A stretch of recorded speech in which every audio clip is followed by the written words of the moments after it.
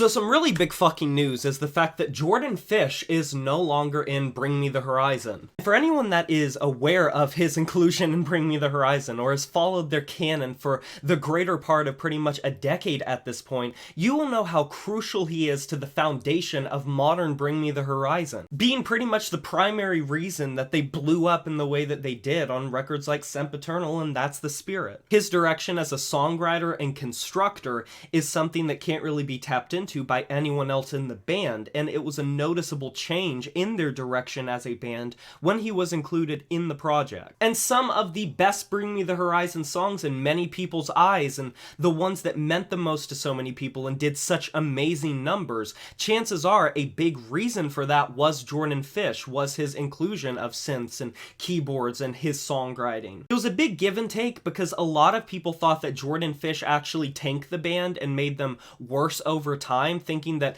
literally him being in the band is what made them sell out in air quotes, and their popularity came from him, and thus he is the scourge of the earth and the plague of their existence, a fucking disease that needs to be eradicated pronto. And on the flip side of that coin, the other half of the spectrum think that it pretty much brought the era of some of Bring Me the Horizon's strongest material, best sounding material, and gave them the notoriety that they deserved. But the people that didn't enjoy it, they thought that they were stepping away from their metalcore roots, which Jordan Fish probably was an influence for that, because it's no coincidence that simultaneously he coincidentally was included in the band right as these changes started happening. Maybe they would have happened anyway, maybe Ollie and the boys wanted that anyway, but without a shadow of a doubt, Jordan being there changed the way that their style came about, because him joining the band coincided with this drastic change. So regardless of if it was planned or not, it didn't really matter. He was going to shape the new era of Bring Me the Horizon, and they've said that they're going to continue to work on the new Post-Human record.